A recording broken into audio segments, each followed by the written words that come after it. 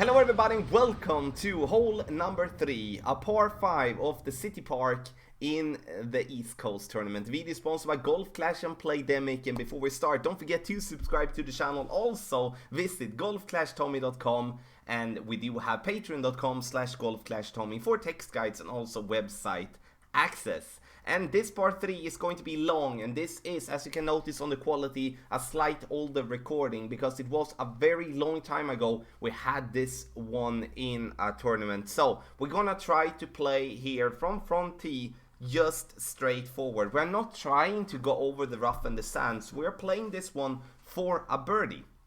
And that might sound weird that we do so, but there is a plan behind it. Because trying to clear, you see the rough and the sand on top there, there's a lot of rough. So to be able to clear that, you need an enormous amount of topspin. And sure, we do have big toppers and stuff like that, but I'm not sure that that will be enough.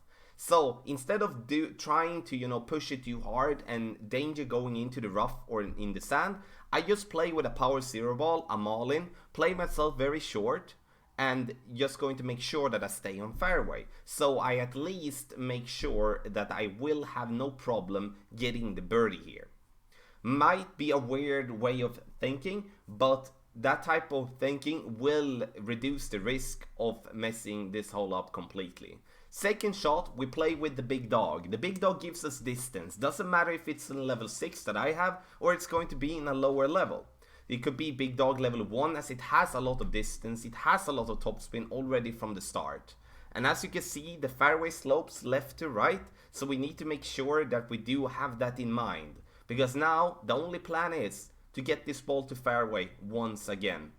I'm not trying to go further than what my club gives me in terms of distance, because I don't want to overpower. I don't want to risk anything that could put me into the rough. Because if I put myself into the rough, I might have a problem, especially with a lower level rough iron, to reach for the pin. So now, when we are there where we are there on the fairway, we are going to approach the pin with a long iron or a short iron, depending on what clubs you're having, what ball you're having. And that's going to be an okay chance to save the eagle, but it's not going to be a super easy one to do so. Have in mind, when you play this course, you play the drive 10% extra. The second shot you play without any elevation, and the third shot you don't play with any elevation either. So it's only the first shot you do have to over adjust 10%, and that is very important because the drive decides basically everything that happens for you on this course. So I'm in long iron range. I'm using the backspin I'm having on my Goliath, trying to get to the back end of the green. You can see that we do have a slope that gets the ball down towards the pin. So instead of trying to aim very close to the rough and bounce it up towards the pin, I'm using the back to risk minimize it. So I know that I will once again get the birdie no matter what, but still have a chance for the eagle, even though I would over or under adjust my shot.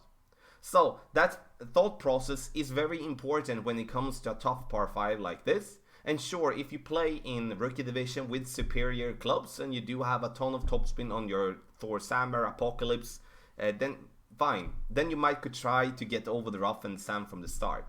But definitely not something that will be common. So everybody, thank you so much for watching hole number 3 of the City Park in the East Coast Tournament. The video is sponsored by Golf Clash and Playdemic. Good luck.